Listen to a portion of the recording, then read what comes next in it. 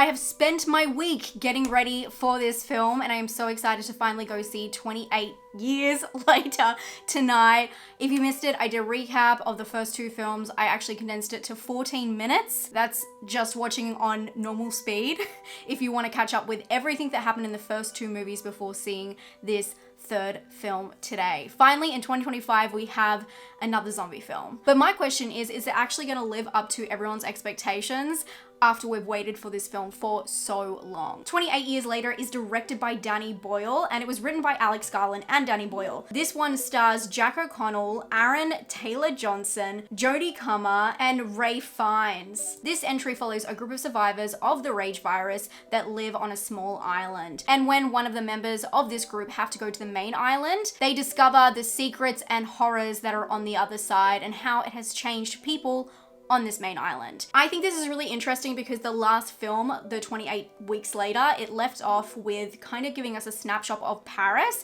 and this entry, 28 Years Later, has been coming for so long. They announced this in 2007. Let that sink in. 2007, they said they're gonna do a third film. Obviously, a lot has changed since then, and Cillian Murphy, who was the main character, the protagonist in the first film, 28 Days Later, he is back as an executive producer in this film. And yes, my cat is very interested in this film for some reason. Why do you love this one? But this saga gets even more confusing because not only is this the third film in the series, it's actually the start of a trilogy. But I do think that this will follow along the same year or the same timeline or same characters because we have 28 Years Later. Then 28 Years Later, The Bone Temple will be coming out in 2026, hopefully.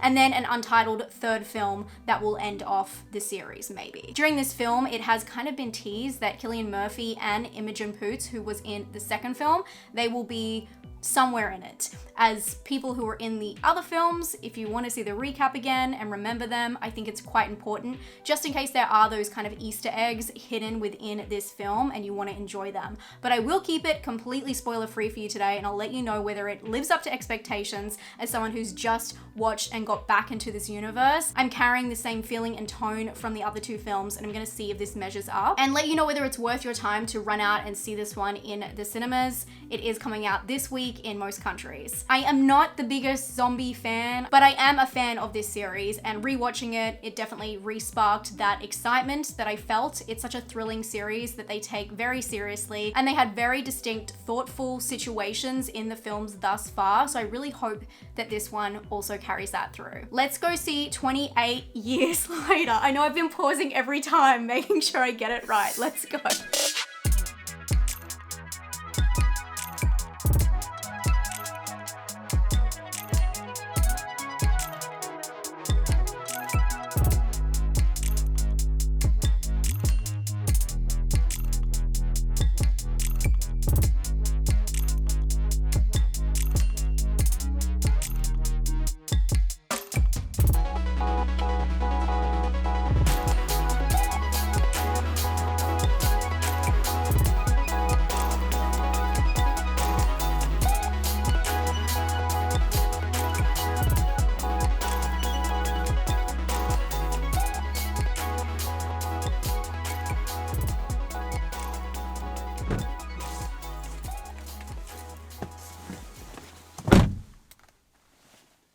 I don't even know how to start this. That was kind of insane and not what I was expecting at all. I will say I did watch the trailer for this one. I've seen the trailer before watching the movie. I actually did a little trailer reaction on my Patreon, and I don't think that the trailer actually gave away much, so if you're worried about that, do not. But what I will tell you that film was a journey. It is about 2 hours and it is a very long film because they crammed so much into it. It's like several journeys. It's like The Hobbit. It is a lot different to the first two films because they have a very clean structure and, you know, it's the fight for survival, but they also have a very straightforward objective. And this film is so different because it is obviously set 28 years later. It's a very well-established community that have been living through this, so there is no real hope going on. The interesting focus of the film is the society and how it's crumbled, not so much will it survive. So I think that that's a really interesting difference that can't be avoided with a film like this continuing on so far in the future. And also the mutation is a huge part of this story. It has sprung off in different directions. I mean, that's something that naturally would happen, but it's a lot to kind of connect to the prior films and their lore. I feel like this film benefits from not having to explain the virus and where it came from, but it could have just been like a movie like The Arcadian and not giving you any answers, and that would be fine. But instead of following any of the same kind of structures and arcs as the first two films, it does its own thing completely, which is really strange because obviously it's the same writer and director as the first film. The film follows a small, tight community who have established a society and a way of living when a father decides to take his son to the mainland for the first time. Even the blurb doesn't paint the right kind of journey this film takes, and this may surprise you, but I was both scared, laughing, and crying in this movie. It had it all, but it is not for everyone because this film has a very interesting kind of experimental style. I know that they used a lot of iPhones and the cinematography is absolutely wild in this film, but I do know that Danny Boyle relies very heavily on iPhones and drones instead of high-tech equipment. He said any smartphone now can record at 4K and up to 60 frames per second, which is more than what you need for cinema exhibition, which is really interesting because you can feel that and you can feel it cutting around. They even splice in some other imagery, some media to kind of go as a juxtaposition about what's happening in society. So it is a very experimental film, and I would say even dreamy at parts. There is a dream sequence in the first film, but I was not expecting it to be so epic and fantastic in some moments. So when I say it takes you on the journey, I mean a roller coaster as well, and I don't think it's all good, but it's definitely not all bad. It was just all over the place, and I really enjoyed that, but I don't think it's gonna be everyone's cup of tea. It really throws every emotion at the wall and just sees what will stick, because it also has that same erratic editing that I really love from the first two films, that same kind of stylization where it's splicing beyond control and there are so many strange, just subtle angle shifts that it doesn't even make sense why they're there, but I think it's really fun. But my favorite part about this movie was the music. They don't really utilize the theme that is in the first and the second film, which is such a beautiful theme and kind of score. I think that's kind of remixed into parts of this film, but this film, the music carries it. It is like its own voice of reason and tonal shift throughout it, and sometimes it doesn't even go along with what you're seeing and what you're watching, but it's so precisely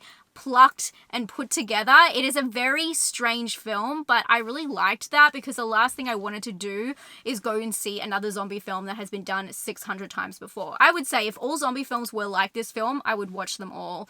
It was really riveting, thrilling. I didn't know what was going to happen next. It doesn't follow any kind of structure that we're used to. It wasn't like just a fight for survival. It was so much more, but I could see how it could feel very messy to some people. It was such a strange result. I was not expecting it. I heard people walking out at the end. I was talking to a couple of people and they said that they found it to be very abstract, which I thought was funny. So if you're looking for a straightforward zombie film, this is not it, but I do think it has some really epic moments, and the way it's put together is just so interesting to look at because you never know what's going to happen next. And it really poses a lot of questions about society living through something like this and what it can do to your mind and your body and everything around how you see life. So I wasn't expecting it to go there, but that makes sense. 28 years later, it makes sense. What else is it going to be about? I can also confirm that the gore in this film is insane. Absolutely insane. It has so many scenes that I swear will be on horror scene icebergs, tier rankings, just brutality and its own kind of stamp on that or own kind of signature. It definitely delivered in that department. When I wasn't scared for the characters because something erratic was happening, I was really grossed out. There was one point I made myself watch a scene. I will say that Ralph Fiennes was my favorite character in this film because there wasn't a lot of satisfying arcs that were completed. Everything that happened with his character really carried me through, and I found was the most satisfying part and the most well-rounded part. In saying that, we had the local rep stand up because I went to the local premiere and tell us about the film before it started, and she said that there is just a second film coming out next year. So I don't know what is going on. It was announced as a trilogy at the start. A lot of websites still have it listed as a trilogy with a third film that is unnamed. This film ends in a very obvious way that there is a continuation, and it definitely works as a chapter, and I think what's really cool about that is it feels like a journey film within itself. So to add another chapter on that, I can't imagine what we're gonna see, and it's kind of cool to know that we've gone through all this character building with the people in this film, and we get to add on to that in the next one.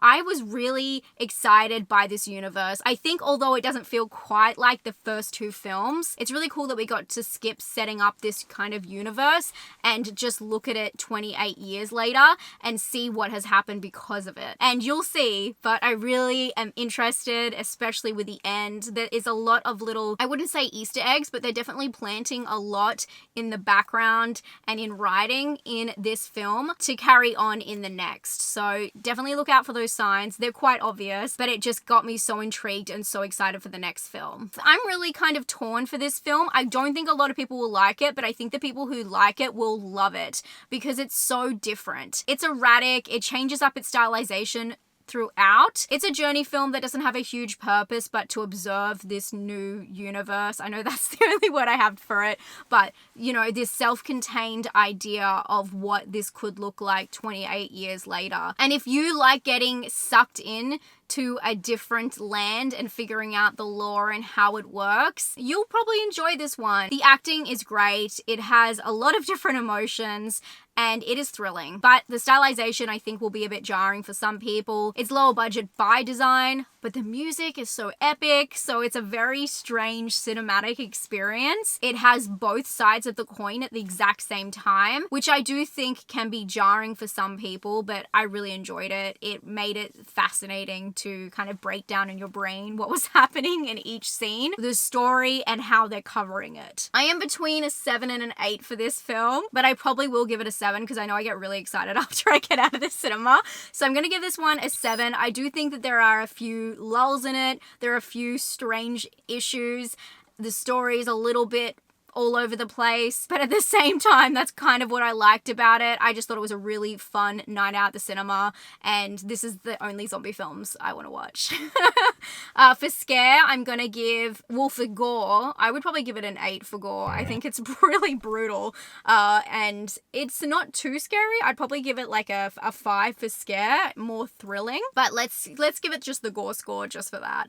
And originality, I'm gonna give it a 5. It's a zombie film, but I do think the way it's put together is very different. That was so fun, but I'm so excited to see what everyone else thinks about it. I think the one thing no one can take away from this film is it is absolutely thrilling, and it's a very interesting ride. It's trying to do something different. Whether people believe it belongs in the 28 universe, that's up to them. But if it was standing on its own, I would have also enjoyed this film. So I don't know, it's from the same creators, so I'll let them have that. And maybe the next film will tie it more into the prior entries. Thank you so much for watching if you did watch this video. And I do also recommend, if you haven't checked out the recap and you have now decided to go see this film, please do check that out. It's only 14 minutes long and it runs through the events of the first and second film so you can figure out how they got to this point. And of course, here is a list of everything that is streaming this month if you want to watch some films at home. There's plenty that are already out on this list ready to watch right now and where to watch them. Thank you for watching. If you enjoyed this video, don't forget to subscribe and stay safe and stay spooky. Bye, friends.